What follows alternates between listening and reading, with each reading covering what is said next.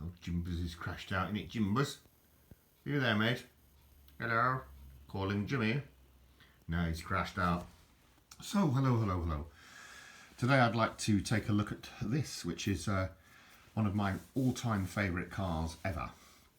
And I owned 7 Ford Capris, not all at once, but I did own them over time, 7 of them.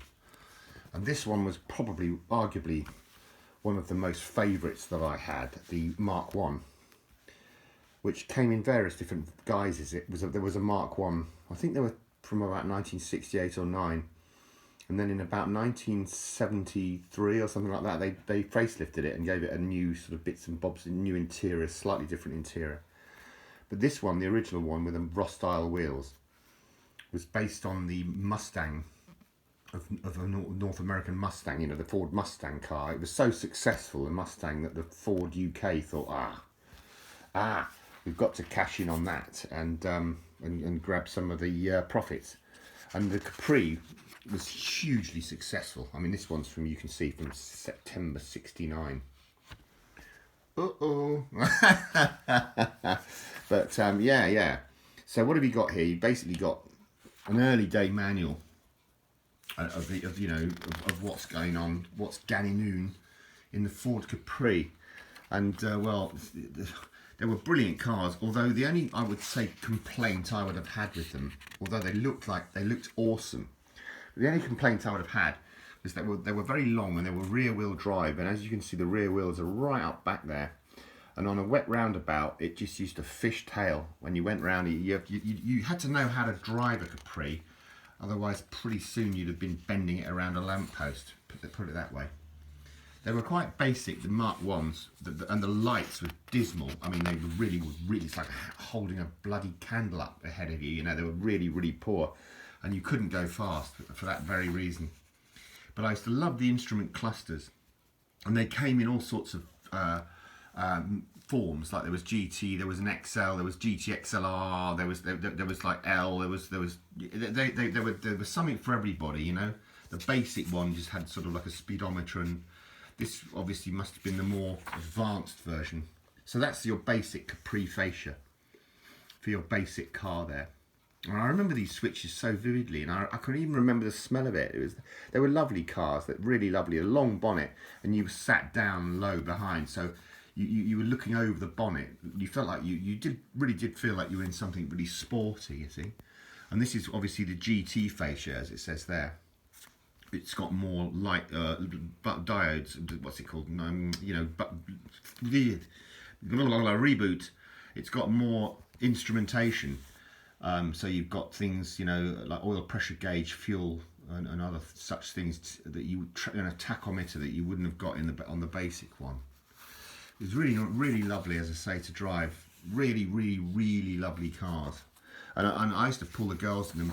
I used to work as a roofer, and so I used to get very well paid, and I had access to cars like this. You know, suddenly that's manual choke. I remember that vividly.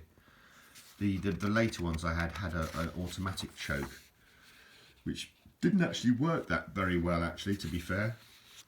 I remember these switches vividly. Heated rear window, driving panel light switch, windscreen wiper control was I think that one, and you click it twice. The first one would be like a sort of slow, and then the other one would be quick, you know. It was before intermittent wipers, and that was the lamps, that was the lights, and that one was the handbrake warning light. So very basic cars. And then there came the Mk2, which was probably famous made famous by the actor Dennis Waterman in the TV series Minder. He drove one of them. And then came the Mk3, which was probably made famous by the TV series The Professionals with Lewis Collins and Martin Shaw. The old fag lighter thing. I used to smoke back in the day. The ashtray was always coming out of the darn thing. There it is. It used to hook under the dashboard, and when you pulled it too voraciously, as it were, it used to just flop out, and all the fag butts would go all over the carpet. Bloody menace, but no, it was funny. But there you go, and you had that was the ashtray at the back. It used to just push it, and it used to come out. All my mates used to smoke in those days, in the bad old days, so the car would be full of smoke. It was like a freaking scene out of the film The Fog, you know. And and yeah, well, radio wear fitted. I fitted quite a few of them, in actual fact. I had an electrical fire off one of the fittings that I did because I was that good at it. But yeah, these lights were dreadful. And on the facelift model, they upgraded them. They lost this indicator element to it, and they used the whole thing for the lamp, and the indicator became in the bumper on the Mark 1 facelift. Because these lights, as I say, absolutely, you couldn't see anything. In fact, you often wondered if you actually had them switched on. It was that bad. And obviously on a 3-litre V6 Capri, it could travel. One of the Capris I owned was tuned by a company called Luton Motor Company, and it was known as the 3.1 Lumo. And I can tell you, it rocked. It was 3.1 Essex V6 engine car, 0 to 60 in about 6 seconds. And in a car that size, which was very light, it was a rocket, I can tell you. So they were good cars, but I also had the 2.8 injection much later on in the Mark III version. You've got your tyre pressures there and what have you. The Mark IIIs were much more stable. They had limited slip differentials. There was a 2.8 injection special that had an LSD on it, because somebody complained, or maybe hundreds of people did. You know, these things are just like not that good on roundabouts, and so they put a limited slip, which helped a lot. And then the last Capri, I believe, was about 1987. It was called the 280 Brooklands. Beautiful car. I mean, back in the day, you could pick them up for singing a song and a bag of chips. But now, no, they're worth thousands, innit? I still wish I had all mine. Because I tell you that I'd be a millionaire, Rodders, wouldn't it?